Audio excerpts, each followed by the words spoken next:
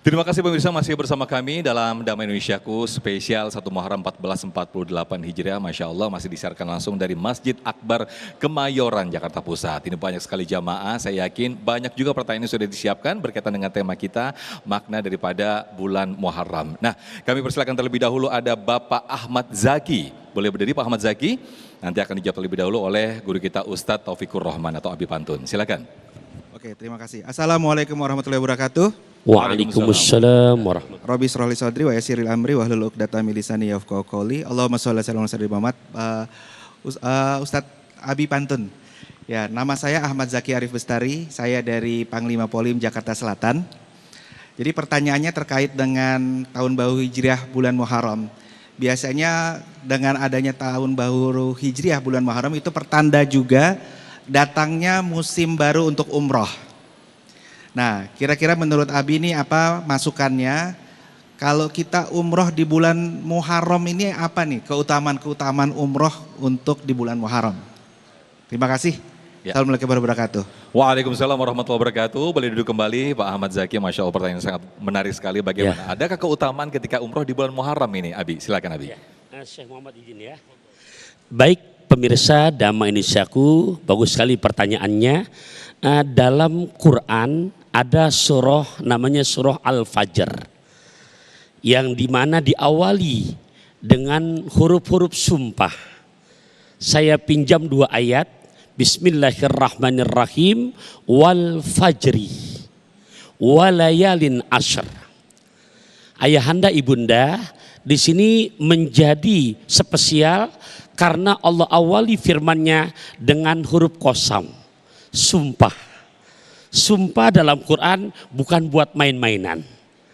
Sumpah dipakai, lihat di saat presiden dilantik, disumpah beliau. Gubernur dilantik, disumpah beliau. Di saat mereka menyalahgunakan titipan amanah jabatannya, maka dosa besar. Dan di sini yang bersumpah Gusti Allah. Berarti kalau sudah bersumpah Gusti Allah, ada suling, ada peniti, Gusti Allah nggak bakal berpaling ke lain hati.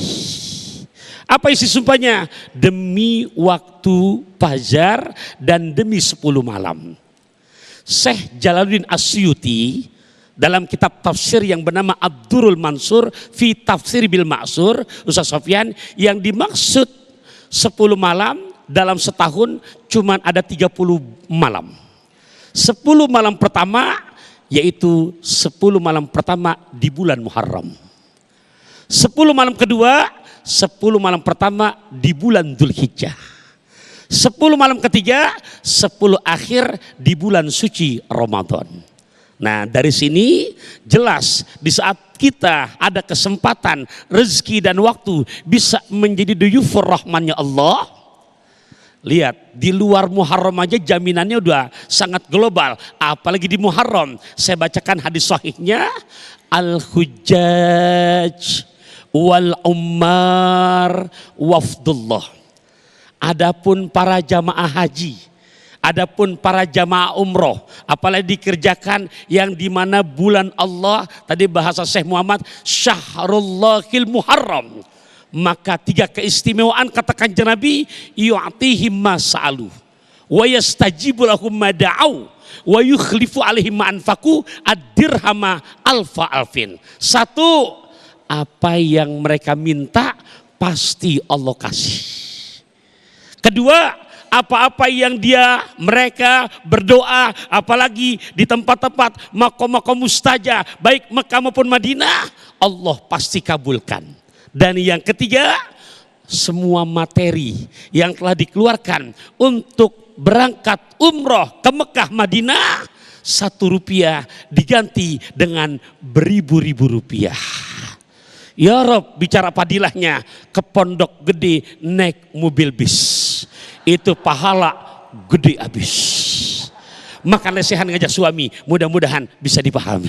Masya Allah, baik, terima kasih Abi Pantun atas jawabannya. Mudah-mudahan kita semua dimudahkan rezekinya, dilapangkan rezekinya untuk bisa berumroh menuju ke Baitullah. Amin, amin ya rabbal alamin. Nah, berikutnya kami persilakan ada Ibu Warsiti. Boleh berdiri Ibu Warsiti, nanti akan dijawab oleh Syekh Muhammad Jaber. Bismillahirrahmanirrahim.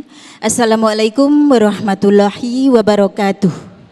Waalaikumsalam warahmatullahi wabarakatuh. Terima kasih kesempatan yang sudah diberikan kepada saya.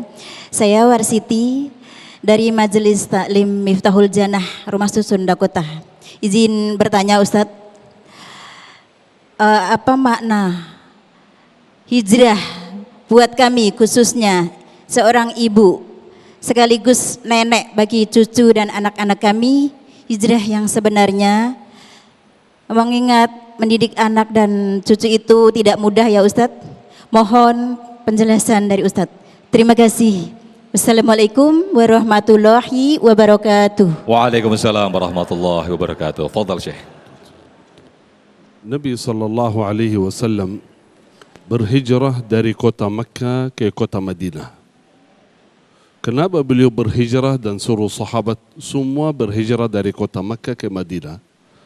Karena mereka tidak bisa beribadah di kota Makkah, diganggu, disiksa, diazab dari penduduk Makkah. Akhirnya memilih tempat yang di situ bisa beribadah, bertakarrub kepada Allah Subhanahu wa taala. Tapi setelah berhijrah ke Madinah, alhamdulillah kota Madinah, kota Makkah dan kota-kota yang lain menjadi kota dan negeri Islam. Nabi SAW bersabda, "Qal la hijrata ba'da al-fath." Tidak perlu hijrah lagi dari Makkah karena sudah kota Islam yang bisa beribadah di situ.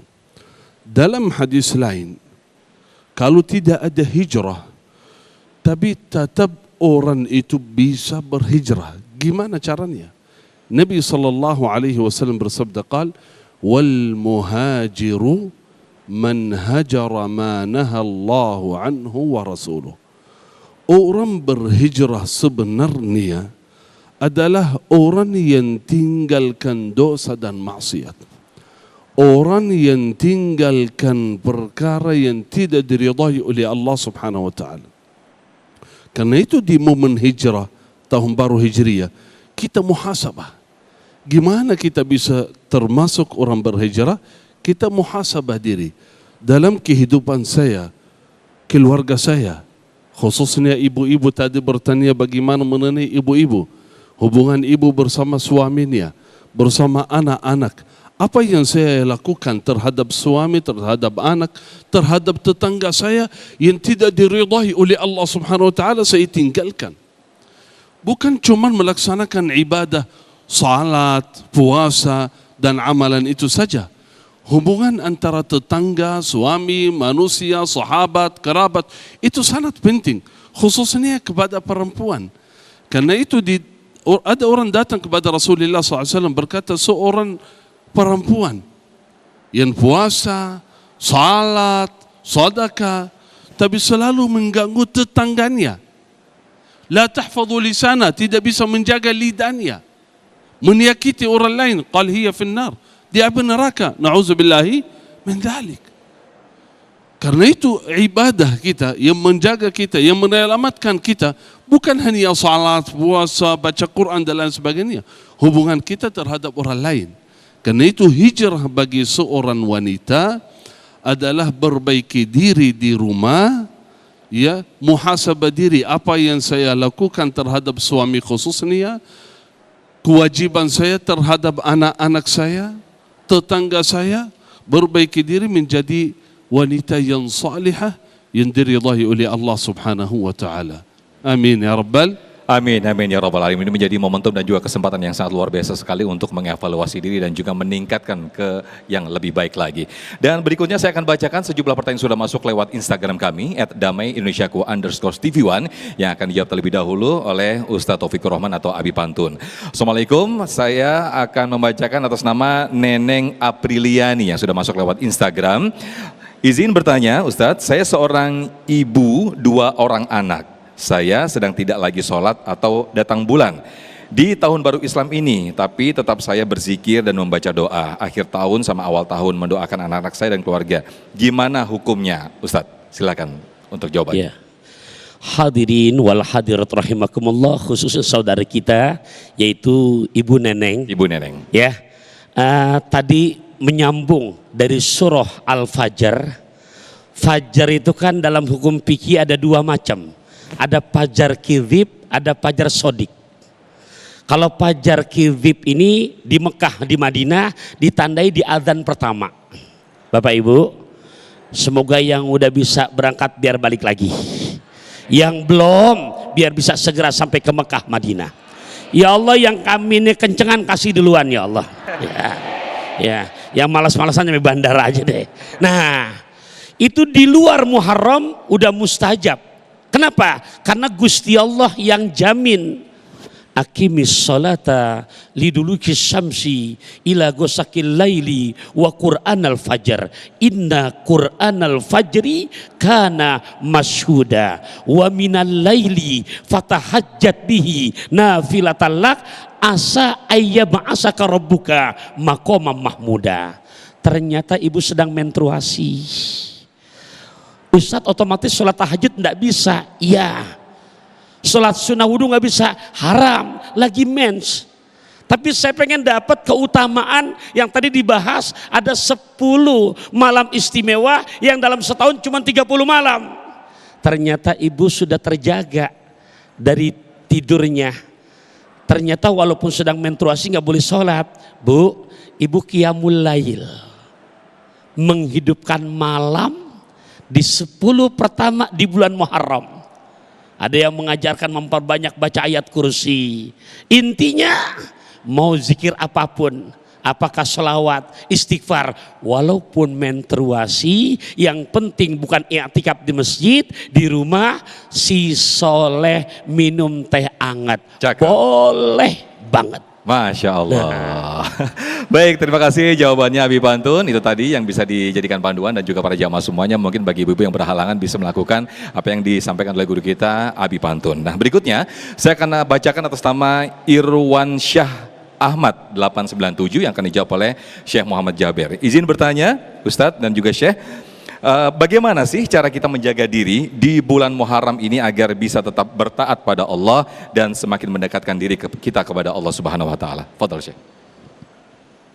Bismillahirrahmanirrahim. Ayat yang tadi baca Ustaz Taufik, inna iddatash syuhuri 'indallahi 12 syahran. Ya. Qal dalam ayat itu, fala tadhlimu fihinna anfusakum. Jangan kalian menzalimi diri kalian. Gimana seorang itu bisa menzalimi dirinya? Biasa kalau seorang zalim itu menzalimi orang lain. Kalau zalim diri enggak mungkin, betul enggak? Maksudnya apa? La tadhlimu anfusakum. Jangan menzalimi diri kalian, membawa kalian ke api neraka. Kok siapa yang membawa dirinya ke api neraka? Orang yang suka berdosa dan maksiat. Itu menzalimi dirinya. Mengikuti hawa nafsu, itu menzalimi dirinya. Allah berikan anggota badan, berikan kenikmatan, tapi kenikmatan yang diberikan oleh Allah, dia selalu menggunakan dalam hal yang tidak diridai oleh Allah. Itu orang yang menzalimi dirinya. Karena itu khususnya di bulan Muharram dianjurkan menjaga diri, berbaiki diri, menjaga kesalehan. Gimana cara kita menjaga diri, menjaga kesalehan kita? Yang pertama, niat baik. Niat dari lubuk hati yang tulus. Karena itu tadi saya mengajak seluruh jamaah, mari kita sama-sama bertaubat kepada Allah. Niat baik kita, tinggalkan dosa dan maksiat. Niat dari hati paling dalam, kita tinggalkan hal-hal yang tidak diridai oleh Allah. Jangan sampai kita hobi dosa, enggak mau tinggalkan. Tinggalkan, walaupun seminggu lagi, bulan lagi kita balik lagi, bertaubat lagi. Tapi dalam hati itu niat baik, ya Rabb, dari majlis ini, dari tempat ini, dari bulan ini saya niat meninggalkan dosa. Saya niat menjadi orang baik, orang saleh dan saleh. Terus yang kedua, dekatlah dengan orang baik, orang saleh. Jangan jauh dari masjid, dari majlis ta'lim, dari orang-orang baik, orang saleh dan saleh. Karena kehadiran kita di majlis saja semangat. Melihat orang saleh, orang baik, kita semangat. Malu melakukan dosa dan maksiat. Gak mungkin saat kita ketemu guru, ketemu orang baik, orang saleh, ada bisik, ada hawa nafsu, kita bermaksiat. Gak mungkin, maksiat itu di luar. Karena itu dekatlah dengan orang baik, dekatlah dengan orang saleh. Itu membantu kita supaya terus semangat bertaat dan Istiqamah di jalan Allah. Yang ketiga, itu sangat penting, berdoa. Selalu berdoa, memohon kepada Allah.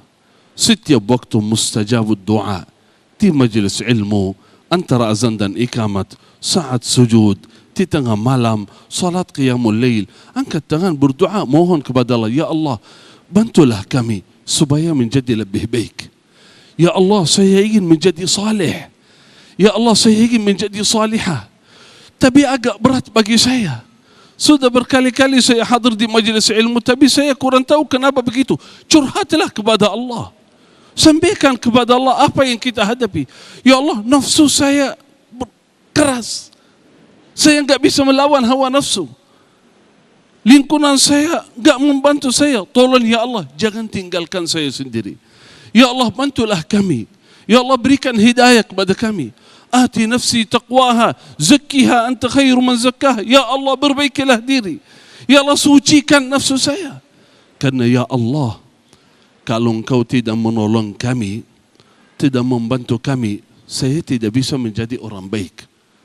Berdoa terus, memohon kepada Allah. Kalau kita berdoa, meminta menjadi orang baik, orang saleh, dengan niat yang baik, gak mungkin Allah membiarkan kita. Gak mungkin Allah tinggalkan kita. Semoga ya Rabb, kita sama-sama terus istiqamah di jalan Allah subhanahu wa ta'ala.